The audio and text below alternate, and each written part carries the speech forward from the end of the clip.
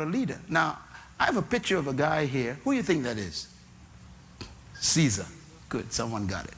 Now, the reason why I put him up there, because I'm going to show you tonight, we're talking about defining leadership. I want to show you tonight where we got our leadership mentality from. It came from this guy right here. Now, Caesar was not a Greek. He was a Roman. But the Romans invaded Greece. The Greeks were the first civilization who documented systematic study of human behavior. This is important. If you want to sound smart, write what I said and then repeat it. Let me say it again. The Greeks were the first civilization to document systematic study, research on human behavior. So the Greeks were what they call intellectuals.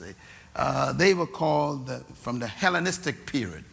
This was the period of humanity where reason became God. Reason means they reasoned out everything. It's another form of humanism. The Greeks were thinkers. Everybody say thinkers. They were very dangerous because they were thinkers. Thinkers will always rule doers. So the Greeks were the first ones who produced all this material on human behavior. Matter of fact, three of the most famous leaders from that group, you know them or heard about them: Socrates, Aristotle, and Plato. They were Greeks. They invented things like democrata. Sounds familiar? Yes, they invented democracy. The Greeks did. That's not from the Bible, that's from the Greeks. They're the first ones to develop the concept of citizen. Matter of fact, the Greek word for citizen, write it down, is the word P-O-L-I-T-E-S. Politis. That sounds familiar? It's politician. That's the word in Greek. They're the first ones to study human control. They're the first ones to document manipulations, mechanism, how to control humans. The Greeks were fantastic thinkers. They're the first ones to invent what we call leadership theory. I'm getting at something very important here. So let me give you now, I studied this in college and I was shocked. And then when I finished college, I kept reading and I was more shocked.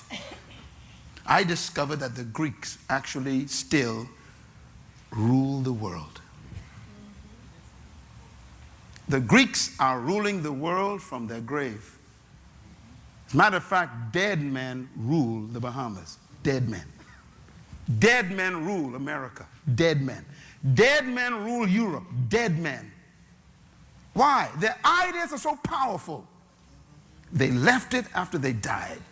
They invented democracy, and it's ruling the whole Western world, including the Bahamas. That's dead men ruling your country. They were powerful. Now, the Greeks, when I studied them, they had all these complicated ideas about human authority and human power, and they studied, you know, the concepts of how to control crowds and how to manipulate people, and very interesting concepts. I isolated a few of them for you that survived even today in our culture. Here's the first one. The Greeks believed that leadership was a product of natural endowment. Write it down. What does that mean? The Greeks believed that certain humans were born with, endowed with certain unique characteristics. And if you weren't born with those qualities, then their conclusion was you were created by the divine gods to be a slave. They believe that. So it doesn't matter what you think about yourself. They would study you and see if you have those natural endowments. If you don't have them, it doesn't matter how many degrees you get from college. You are simply an educated slave. That's a Greek idea. Another one of their beliefs is this: leadership is a product of birth traits. The Greeks believed that you who were born with certain unique traits were automatically leaders. Those who were born without those traits are automatically slaves. So their society was very, very neat. No traits, traits. Slaves, leaders. Let me give you an example, because when I read the traits, I became a little bit sick. One of the traits were, if you were born with sharp-pointed nose, blue eyes, fair skin like white, and thin lips. This is written in their document. You were born to be a leader. Now, you know I canceled, right? That's it for me. I done lost a long time. I got dark skin, big nose, my lips big. And my hair is not blonde, and my eyes ain't blue. I'm a slave. So if I was born in Greece 2,000 years ago, there's no question where I belonged. So you just know where to go. You just behave yourself. So you were relegated by destiny to be a slave. The Greeks believed that. The third thing the Greeks believed is very interesting. The Greeks believed that leadership was a product of providence. Providence means the gods chose you to be leaders. Therefore, those who were not chosen by the gods were destined to be followers. Destined means you ain't got a chance to be a leader. Now, this is very important here. So you ever wonder why the Greeks had so many gods? They were polytheists. That's a big word. It simply means many gods. It's the Greeks who had gods like Zeus and Apollos. These are Greek gods. They had gods like Diana of the Ephesians, all these weird gods. They had hundreds of gods. Matter of fact, the Greek rulers believed they were sons of the gods. That's why the word Hercules is a Greek son of a god. All them stories you hear, these are Greek myths. And they're saying that those who were born and not chosen by the gods are supposed to serve us who were chosen by the gods. In other words, you were born to serve me if you got big nose, black skin, thin lips. If your lips were big, you're my servant. If your hair was not blonde and if it was nappy, you are a slave. So this is serious. So this is the philosophy of the day. So putting on a suit and wearing a tie didn't impress them. You are simply a well-dressed slave. See, some of y'all think that changed. That's why I'm getting to it slowly. I'm working my way there. See, some of y'all think that because you came back home with a PhD, that they ain't going to bring the white consultant in and work over you. And you got more degrees. Because somewhere in their twisted mind, they are still sick with Greek thinking.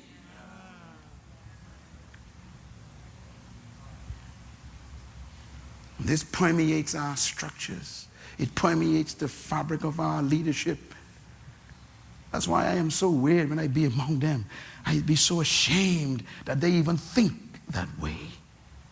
How can you think that we're not good enough to own something? Because they're being convinced by the Greeks.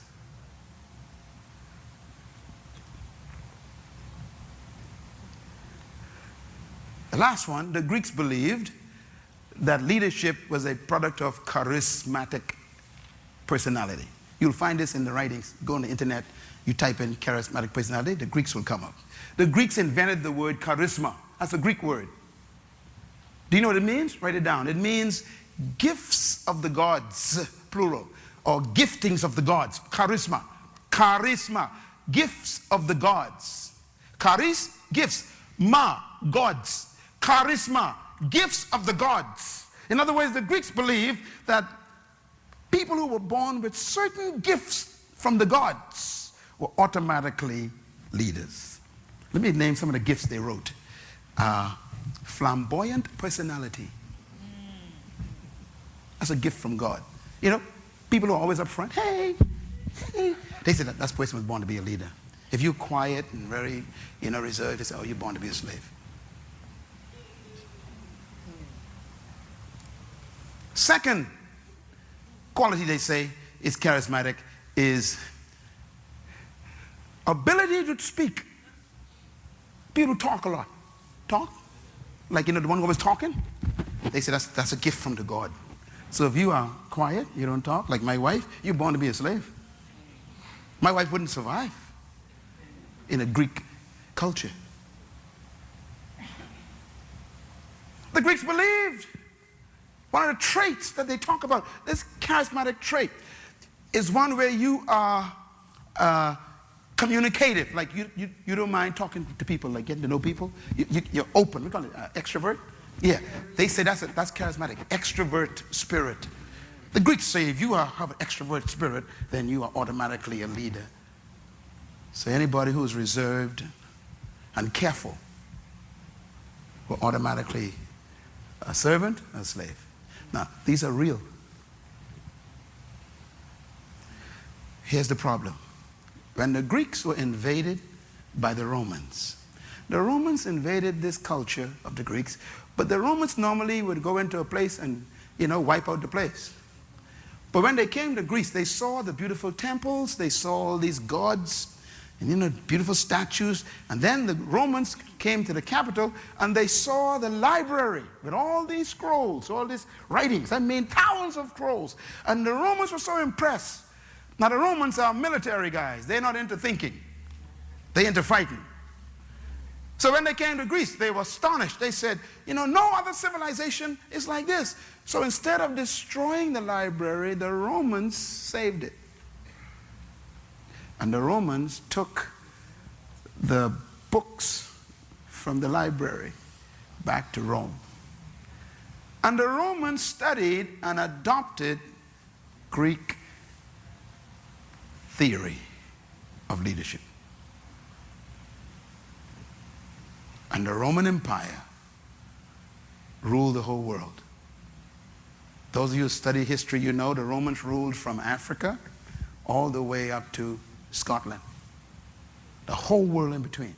This is the only country in history that ruled the world. No other country has ever yet ruled the world. Rome is still the greatest country in history. They ruled from Africa states all the way up to England. These guys rule all of Europe. One nation ruled the world. And their philosophy of leadership was Greek philosophy. Think now. So the Romans believed, since they destroyed the Greeks, that they were gifts of the gods. So the leader of the Roman Empire took the name Caesar. Caesar is not a name, it's a title. It means son of the gods. And the Romans adopted the Greek theory of leadership, and they ruled the world with that. So anyone who was not a Roman was automatically a slave. So they say, when in Rome, you don't do what you feel like. You are a slave. You do what the Romans do, they said. Now you know where that came from. Okay, so the Romans now took over the whole world. Follow me. I'm trying to explain why you can't define leadership. Do you know what the Romans did? The Romans destroyed themselves because no one could destroy them. They were so powerful. They destroyed themselves by immorality. Rome was destroyed, they say, by the loins of the Caesars. Their sexual life destroyed them. And we're on our way there again. 14 Caesars ruled Europe. 14. 12 were homosexuals. And they liked little boys. And Rome was destroyed by immorality. We're heading that way again. People think, this is new stuff, talking about homosexuality. I'm sitting there going, you old. Sometimes you all hear me say that, you think I'm not throwing jazz. This is nothing new. We're on our way down if we go this way. History has proven you don't go this way. You self-destruct. Rome proved it. Rome was destroyed by immorality. Their value systems collapsed. They became so preoccupied with the flesh, with pleasure. No one could destroy them from outside. So they imploded. They rot from the inside. The Roman Empire rot. Matter of fact, they were so rotten that they used to kill each other, citizen brothers, to keep the throne. You read some of the stories, you won't believe the stories. They became so immoral, so valueless, that they would kill their own brother to keep the throne. Sleep with their own mother and their sister, incest, to keep a child on the throne from their own family, because they had no sons or daughters. They would exchange sex. These guys, they destroyed themselves. Immorality. And there are people today standing up in parliaments and senates, standing up in Congress, and they just fighting for the same thing the Romans were destroyed by. It's that man just never learns. The guy said the first time you made a mistake, that's on you. The second time, that's on me. You don't make the same mistake twice.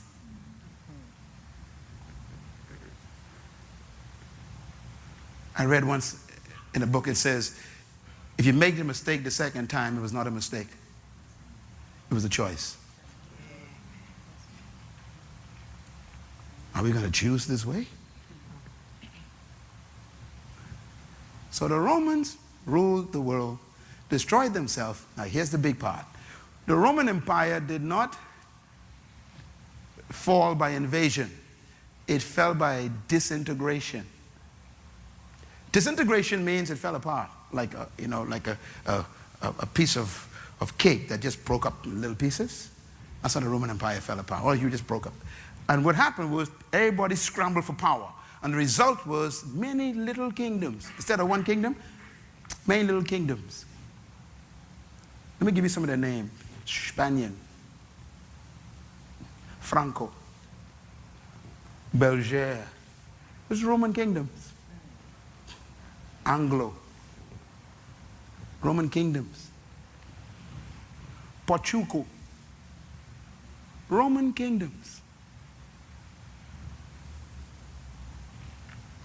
We know these kingdoms in English. Franco, France. Belgier, Belgium. Porco, Portugal. Anglo, Spaniard. They're all kingdoms. They are all Romans. You can get it after I'm gone. They are all Romans. So their psyche, their mentality, ingrained. We were chosen by the gods to rule anybody who don't have our traits. They were chosen by the gods to be our servants and our slaves. They are not complete divine beings like us. We are superior. So the French and the Spanish, and the Portuguese, and the British, Anglo, call them Anglican, they decided to expand their kingdoms. So they came to Africa and the Caribbean. And we call it colonization. Colonization is the expansion of Greek leadership philosophy. So going to Africa and bringing slaves over as merchandise was easy. Why? Big nose, big lip, dark skin, peasy head, black eyes. I found 1 million servants, they say.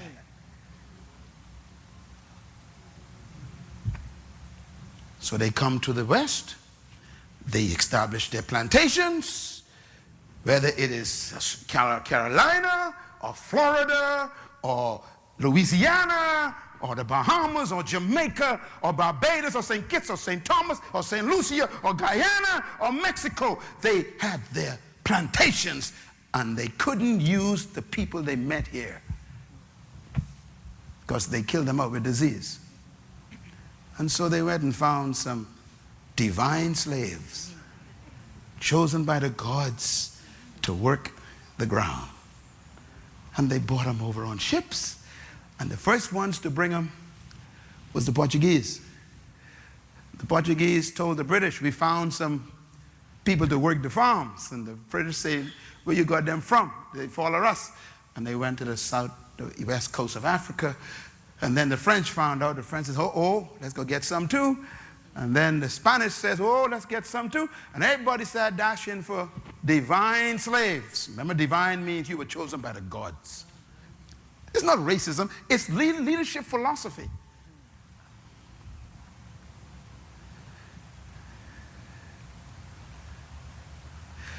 That is in the psyche of the system. So I am here. You are here, some of you of my pigmentation, and millions of us here in the region, because of a leadership philosophy. That's how important leadership is. If the blind lead the blind.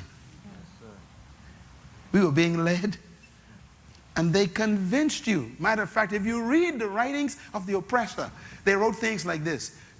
They read the Bible on you. They said, now you must be good slaves. And they gave us Jesus. You wonder why, the black Muslims and people like that rose up? Because they even used Jesus as part of manipulation. Jesus said you must be nice slaves, and then you'll go to heaven. If you go to heaven, you'll get robe and shoes. You can't get them now because we ain't giving you none. But you get them and you get to heaven. So now so the slave in the farm starts singing, I got a shoe, massa, you got a shoe. All of God's children got a shoe, but I ain't gonna get mine until I go to heaven. I'll walk all over. See, in other words, you get yours now, massa. I can get mine when I go to heaven. All of that is brainwashing. Those songs that we used to glory in called Negro spiritual, you need to read the words of those songs. They are strong songs of conversion for your mind to make sure you never rise above. I used to sing them, so don't look at me funny. I was born in a little town called Baintown. That was a village of slaves. I'm trying to show you where leadership problems come from. So for 394 years, they ruled these islands, and they made all of us believe you were born to clean my house. You were created to plant my corn. You were sent by God to wash my clothes and cook for my children. And so there we were stuck in the back room. Oh, by the way, you ain't got no charisma, so you must be seen and not heard. You see, that's part of the system. So you're supposed to work, but no one's supposed to see you. And so the little slave walk around the house cooking, and and they ain't supposed to be around when master got friends. See, the whole thing, psychological. That's why some of y'all are timid. You're so timid today, and you think you're cool. Timidity was taught.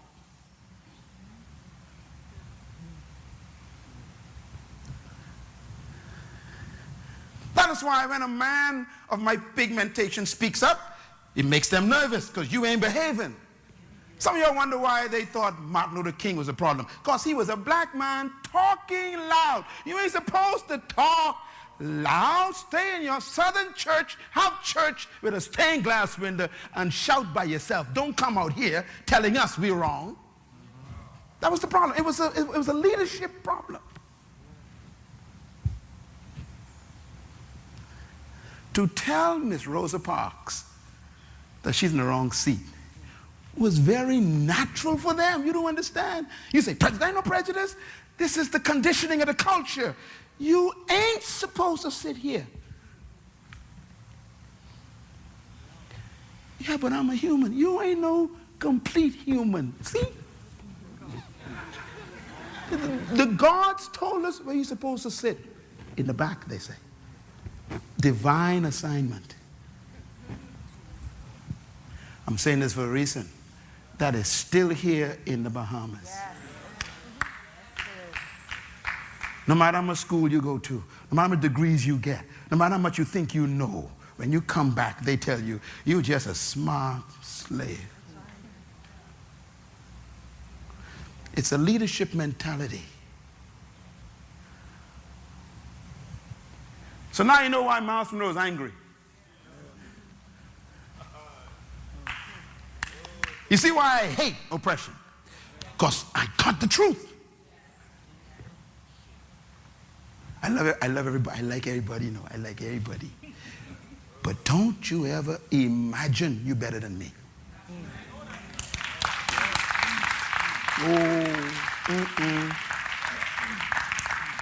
You think you're better? I draw a line. Cross that. That's a Bay in Town talk. You don't know about that. And if a fella draw a line, that means fight start.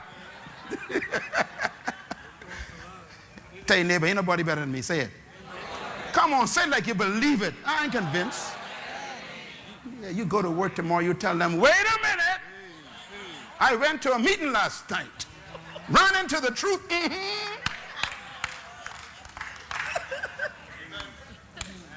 The Romans invaded the rest of the world with their philosophy. And now we have today, we are only 40 years old, and you think you're far from it.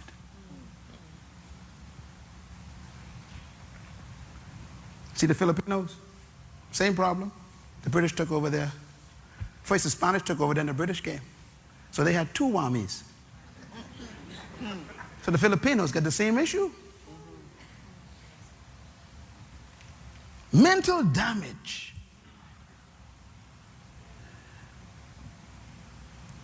And this is why when a Caribbean man wins a medal, it becomes a problem to the systems. What are you doing? Leadership problems. And that's how they define leadership. They defined it by these strange philosophies. And they still exist today. When I paid my house off, I'll never forget, I keep telling this story because I can't forget it. I walk into the bank to pay the last payment on my house. I own my house. And when I signed the paper, the guy says, read it first. It was the original document of that paper for that piece of property. I read the document, the original document. It says, this property is never to be sold to a Negro. That is in the conveyance document in the Bahamas. You hear me, young man? The house I live in was never supposed to be mine. It's in the document. It's a covenant. Never to be sold to a Negro. My son and my daughter were with me. I said, I want you all to read that because I want you to remember that.